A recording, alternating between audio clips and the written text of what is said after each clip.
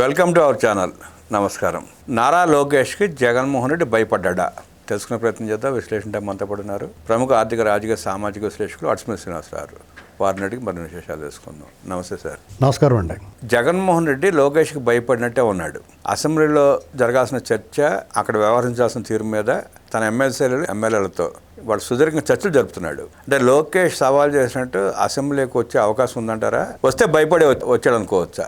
జగన్మోహన్ రెడ్డి ఇవాళ కదండి, వైసీపీ పార్టీలో ఉన్న వ్యూహకర్తలు వైసీపీ వాళ్ళు జగన్మోహన్ రెడ్డితో సహా వీళ్ళంతా కూడా మొదటి నుంచి జడిసేది లోకేష్ గారికి. ఎందుకంటే చంద్రబాబు నాయుడు గారు పెద్ద మనిషి. వాళ్ళ ఉద్దేశం ఏంటంటే ఆయనతో ప్రమాదం ఉండదు, ఆయన ప్రజాస్వామ్యయుతంగా వ్యవహరిస్తాడు, ఆయన అధికారంలో ఉన్నా ప్రతిపక్షంలో ఉన్నా రూల్ ఆఫ్ లా పాటిస్తాడు. కాబట్టి ఆయన్ని ఈ అరాచకవాదులకి ఆయనతో పెద్ద ప్రమాదం అనిపించలేదు వాళ్ళకి పట్టించుకోవడానికి. ఆయన ఎందుకంటే ఆయన సిస్టమేటిక్గా వెళ్తాడు, ఆయన ఫెయిర్ గేమ్ ఆడతాడు. ఫెయిర్ గేమ్ ఆడే వాళ్ళతో ఫౌల్ గేమ్ ఆడే వాళ్ళకి భయం ఉండదు. ఫెయిర్ గేమ్ ఆడే వాళ్ళని ఫౌల్ గేమ్ ఆడి మోసం చేయొచ్చు అనేటువంటి ధీమా ధైర్యం ఉంటుంది. మరి లోకేష్ ఫౌల్ గేమ్ ఆడతాడా? కాదు. కానీ అగ్రెసివ్. ఆయన చంద్రబాబు నాయుడు గారు అంత సాఫ్ట్గా ఉండడం, పైగా యువకుడు. అతని రియాక్షన్, అతను మోడస్ ఆపరాండి ఎలా ఉంటుందో వీళ్ళకి తెలియదు. చంద్రబాబు నాయుడు గారు అంటే చూశారు, 95 నుంచి 2004 వరకు చూశారు, తర్వాత 14 నుంచి 19 వరకు చూశారు. అలాగే ఆయన ప్రతిపక్షంలో ఉన్నప్పుడు కూడా ఆయన వ్యవహార శైలి, ఆయన విధానాలు, ప్రజలతో ఆయన కాంటాక్ట్స్, అధికారులతోటి, ఇతర రాజకీయ నాయకులతో, ప్రత్యర్థులతో కూడా ఆయన వ్యవహరించే తీరు వాళ్ళందరికీ అలవాటు. లోకేష్ గారి వ్యవహారం వాళ్ళకి తెలియదు, ఉరుములేని పిడుగు. కాబట్టి వాళ్ళు ఏం చేశారంటే మొదటి నుంచి ఆయన యాక్టివ్గా, ఎప్పుడైతే యాక్టివ్గా ఉన్నాడో రాజకీయాలు, అప్పటి నుంచి ఆయన మీద దారుణమైన దాడి మొదలెట్టారు. ఇవాళ కాదు కదా, ఎప్పటి నుంచో మొదలుపెట్టారు. 10 ఏళ్ళ నాటి నుంచే మొదలుపెట్టినప్పుడు సరే, అప్పట్లో కూడా తెలుగుదేశానికి అనుకూలంగా ఉండేవాళ్ళు కూడా లోకేష్ గారి పట్ల కొంచెం చిన్న చూపే చూశారు. ఒక రకంగా చెప్పాలంటే ఈ ప్రత్యర్థులతో పాటు వాళ్ళు కూడా ఒక రాయి వేశారు. కానీ లోకేష్ గారు తనకు అప్పచెప్పిన బాధ్యతల పట్ల నుంచి డీవియేట్ అవ్వకుండా 14-19 మధ్యలో ఆయన మంత్రివర్గంలో ఉన్నప్పుడు ఆయనకు అప్పచెప్పిన బాధ్యతలను పూర్తి స్థాయిలో నెరవేర్చాడు. దానికి ఉదాహరణ, నిదర్శనం ఏంటంటే తర్వాత కాలంలో జగన్మోహన్ రెడ్డి సిగ్గు లేకుండా ఆ వడ్లన్నీ తీసుకున్నాడు. వాళ్ళు దాన్ని క్లెయిమ్ చేసుకున్నారు. ఇప్పుడు సాధారణంగా తర్వాత అందుకోవటం సహజం, వాళ్ళు అధికారంలోకి వచ్చారు కాబట్టి. కానీ దాన్ని వాళ్ళు క్లెయిమ్ చేసుకోవడం సిగ్గులేనితనం. కానీ ఆయన తినే తిండి మీద, ఆయన మనిషి, ఆయన రూపురేఖల మీద కూడా వాళ్ళు దారుణమైన ట్రోల్ చేశారు. దాని నుంచి మనం అనేక సార్లు మాట్లాడుకున్నాం.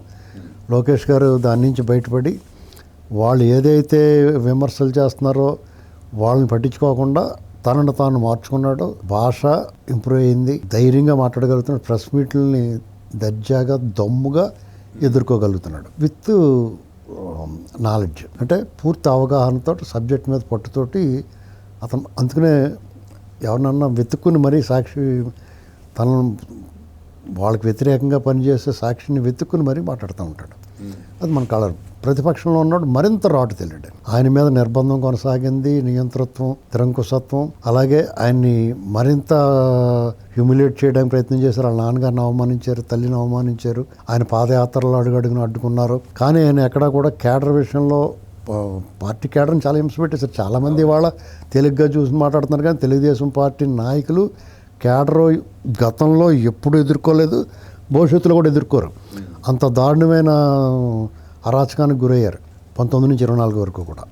ఆ సమయంలో లోకేష్ గారు కేడర్కి ఎంత అండగా ఉన్నాడంటే, వాళ్ళ లీగల్ టీం ఎలా పనిచేసిందంటే, ఆవిడ శాఖమూరి ఆవిడ ఉండేవారు, ఆవిడ ఇలాంటి ఇంకా కొంతమంది మన వంశీ వీళ్ళంతా కూడా అసలు ఎలా వర్క్ చేసేవారంటే, అక్కడికి ఎవరికైనా కష్టం వచ్చిందంటే వెంటనే వాలిపోయేవారు. ఎవరి మీద అక్రమ కేసులు పెట్టారంటే వాళ్ళకి లీగల్ సపోర్ట్ ఇవ్వడానికి అన్ని విధాలు సాయం చేశారు.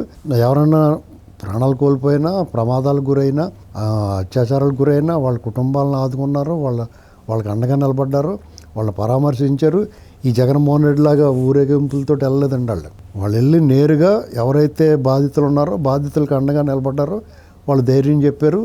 అక్కడ కూడా వెళ్ళనివ్వకుండా అడ్డుకునే ప్రయత్నాలు అనేక సార్లు పోలీసులు పట్టుకుని చేశారు వాళ్ళు. ఇదంతా కూడా వాళ్ళు భయపడినట్టే.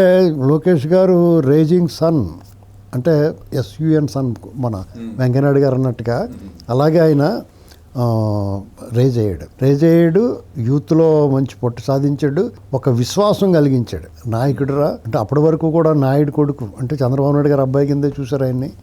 నాయుడు కొడుకు నాయకుడికి ఎస్టాబ్లిష్ అయ్యి ఇది ఇప్పుడు ఇవాళ ఆయన మీద టీడీపీ శ్రేణులకి భవిష్యత్తు నాయకుడు దొరికేశాడు. దీన్ని అడ్డుకోవాలని విశ్వ ప్రయత్నం చేయడం జగన్మోహన్ రెడ్డి తన వల్ల కాలేదు. ఇప్పుడు యాక్చువల్గా జగన్మోహన్ రెడ్డికి సమస్య అతని తర్వాత ఎవరండి? టీడీపీకి ఆ సమస్య లేదు, వైసీపీకి సమస్య. జగన్మోహన్ రెడ్డి జైల్లో పోతే ఒకవేళ ఈ ప్రభుత్వం కానీ ఎవరైనా కానీ జగన్మోహన్ రెడ్డి జైల్లో పెట్టేస్తే ఈ పార్టీ ఏమైపోద్దని ఆలోచిస్తున్నారు వాళ్ళు. ఆ పార్టీ లేకపోతే ఇప్పుడు ఎలా అంటే ప్రత్యర్థి కూడా ఉండాలని కోరుకుంటారు కొంతమంది ధర్మాత్ములు. ఇప్పుడు ధర్మరాజులు ఏం చేస్తారంటే ప్రత్యర్థి కూడా ఉండాలి, మనం గాల్లో యుద్ధం చేయకూడదు, ఒంటి చేతితో తప్పట్లు రావు, రెండు చేతులు ఉండాలనుకుంటారు ఏటో మరి. అందుకని ఆ పార్టీని 2 నిమిషాలు క్లీన్ చేసి చంద్రబాబు నాయుడు గారు చెప్పినట్టుగా అలాగా వాళ్ళు మాత్రం లోకేష్ గారిని వాళ్ళ నాన్నగారు అరెస్ట్ అయినప్పుడు కనీసం ఆయన ఎక్కడ కూడా వెళ్ళలేదు. అక్కడి నుంచి బయలుదేరుతుంటే ఆయన ఆపారు, నిర్బంధించారు. ఇలాంటివి అనమాట. ఆయన ఎప్పుడు కూడా ఒక చేతితో రెడ్ బుక్, ఇంకో చేతితో రాజ్యాంగం పట్టుకున్నాడు. వీళ్ళు రెడ్ బుక్ రాజ్యాంగం అన్నారు, కాదు. రెడ్ బుక్ అనేటువంటిది చట్ట ప్రకారం మీ మీద రాజ్యాంగానికి లోబడి మీ మీద చర్యలు తీసుకోవడానికి మర్చిపోకుండా ఉండడం కోసం రాసుకున్నాడు ఆయన. ఆ రెడ్ బుక్ మీద చాలా విక్రిస్తున్నారు, కానీ రెడ్ బుక్ వాళ్ళు ఓపెన్ చేయకపోయినా కానీ అమలు అవుద్దండి. అందుచేత దాని గురించి ఎవరు వర్రీ అవ్వాల్సిన అవసరం లేదు. ఇంకా సమయం చాలా ఉంది. ఇప్పుడు అయిన సమయం అంతా కూడా రాష్ట్ర ప్రభుత్వం కూటమి పార్టీలు ఉన్నాయి. ఇంకా అక్కడ ఆ పార్టీలు ఇక్కడ జగన్మోహన్ రెడ్డి గారు భయపడ్డాడంటే డెఫినెట్గా భయపడ్డాడు. అతను ఎందుకు రాలేదండి అసెంబ్లీకి? ఆయనకి ఏం లోడ్ చేశారు? ఇప్పుడు ఈ వర్షాకాల సమావేశం హాజరయ్యేటట్టు ఉన్నాడు, అందుకే సమావేశం పెట్టి ఇప్పుడు చర్చిస్తున్నాడు సుదీర్ఘంగా. ఇప్పటికప్పుడు ఇలా సమావేశాలు పెడుతున్నాడు ఆయన. అయితే వాళ్ళు అసెంబ్లీకి రాకపోవటం అనేటువంటిది మరి వాళ్ళకి ఎవరు సలహా ఇచ్చారో తెలియదు, కానీ అది సరిదిద్దుకోలేని తప్పు, ఘోర తప్పిదమే.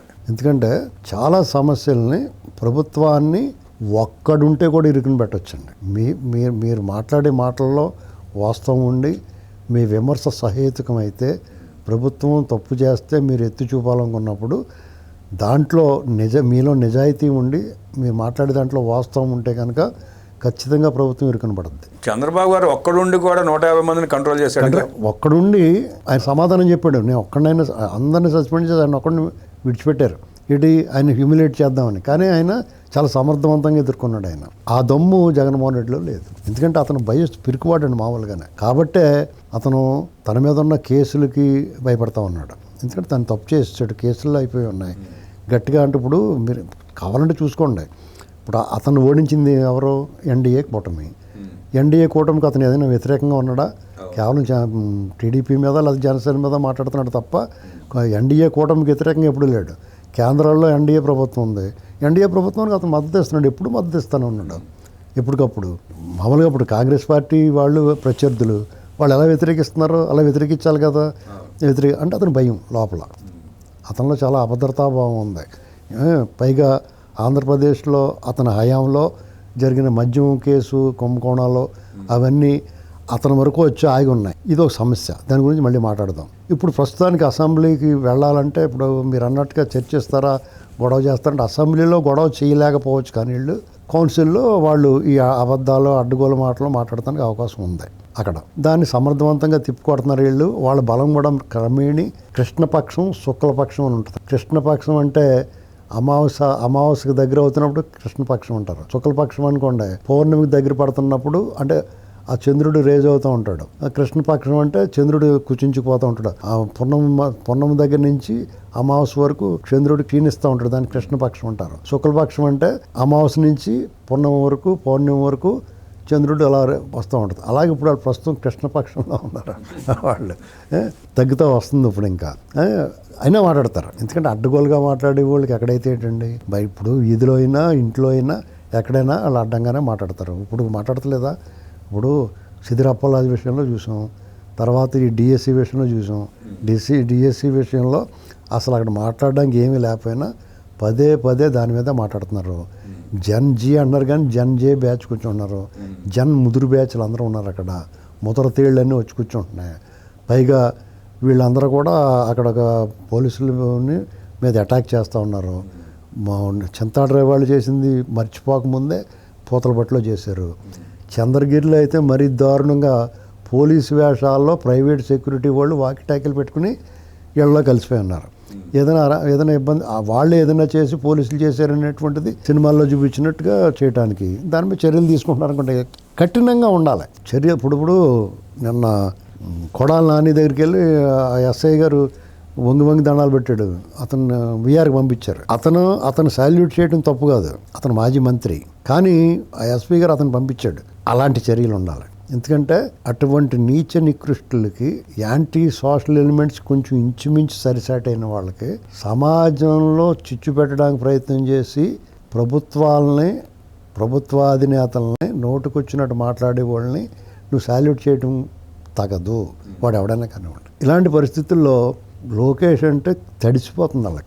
వాళ్ళ నాన్నగారు మాట, కూటమి ధర్మం వల్ల వాళ్ళు అభివృద్ధి సంక్షేమం ప్రధాన ఎజెండాగా తీసుకున్నారు కాబట్టి రెడ్ బుక్ మీద దుమ్ము ఇంకా దులపలేదు. అది ఎప్పుడు దులిపి ఎప్పుడు తీస్తే ఫస్ట్ పేజీలోనే జగన్ ఉంటాడు. అర్థమైందండి. అంచేత వాళ్ళకి ఆ భయం ఉంటుందండి, మెడమే కత్తి వేలాడతానే ఉంటుంది.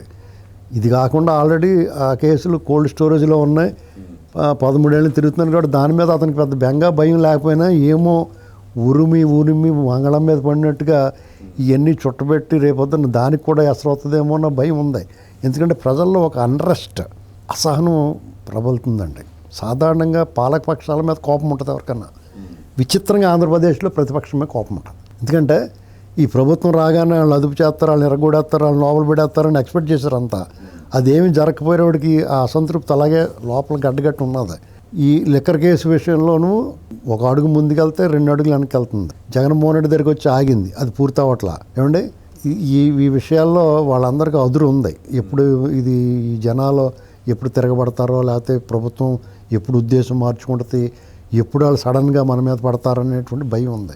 ఇక ఏదన్నా సమస్య మాట్లాడదాం, ఇప్పుడు వాళ్ళు బయట చర్చిస్తున్నారు కదా, భోగాపురం గురించి అయినా, గూగుల్ డేటా సెంటర్ గురించైనా, ఎన్జీటీ కేసునైనా, అమరావతి గురించైనా, మావిగన్ గురించైనా, డిఎస్సి గురించైనా, దేని గురించైనా మాట్లాడదాం అనుకుంటే వాళ్ళు అసెంబ్లీలో బ్రహ్మాండమైన విస్తృతమైన వేదిక. ఇప్పుడు వాటి గురించి చర్చకు వస్తున్నారంట, లేదా అనర్హత వేట పడుతుందని భయంతో వస్తున్నారంట? వాళ్ళ ఉద్దేశం అసెంబ్లీలో చర్చించే దమ్ము ధైర్యం సబ్జెక్టు లేదు వాళ్ళ దగ్గర.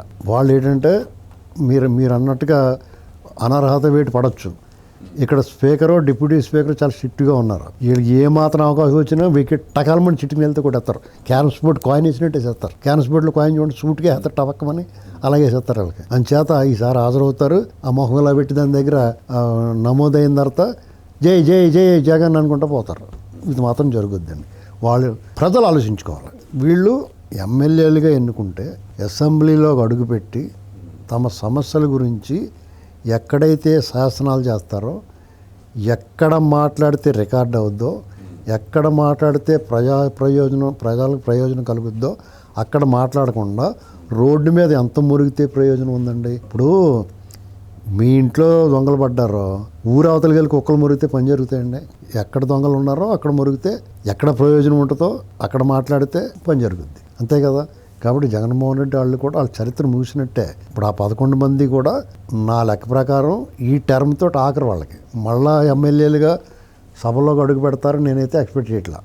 ప్రజలు ఏమైనా అడుగుతారు, వెళ్ళి అడుగుతారు. వాళ్ళకి సిగ్గేముంది, వాళ్ళకి సిగ్గులేదు కాబట్టి మళ్ళీ అడుగుతారు. ఇప్పుడు అమరావతిని కూడా వాళ్ళు క్లెయిమ్ చేసుకుంటారు, చూడండి రేపు మాకు చేస్తారు అనుమానం. ఎందుకంటే మేము అలా చేయబట్టి వాళ్ళు కోపం వచ్చి బాగా చేశారు అంటారు. లేదా మేము కట్టినట్టు రంగులేశారంటాడు సిగ్గులే. చంద్రబాబు నాయుడు గారు విజయవాడ గుంటూరు కలిసిపోయి ఉంటాయని ఆ ఇద్దరు రెండాట్ల మధ్య రాజధాని డెవలప్ అన్నారు ఆయన. అంటే అదిగో మేము మావిగాని చెప్పాము కదా అంటున్నారు. ఇక ఇప్పుడు వాళ్ళని ఏమనాలండి, వాళ్ళని కవి చౌడప్ప అని ఉంటాడు ఒక ఆయన, పచ్చి బూతులతో పద్యాలు అయి రాస్తా ఉంటాడు ఆయన. అంతకన్నా దారుణంగా తిట్టాలని ఉంది వాళ్ళని. ఏమండి, సభ్యత సంస్కారం అడ్డవుతున్నాయి, సభా మర్యాద కాదు, జనాలకు అటువంటి మాలాంటి వాళ్ళ నోట్ల నుంచి ఆ మాటలు రాకూడదు కాబట్టి మనం ఆగుతున్నాం. కానీ వాళ్ళని ఏమన్నా దున్నపోతు మీద వర్షం కురిసినట్టు అండి.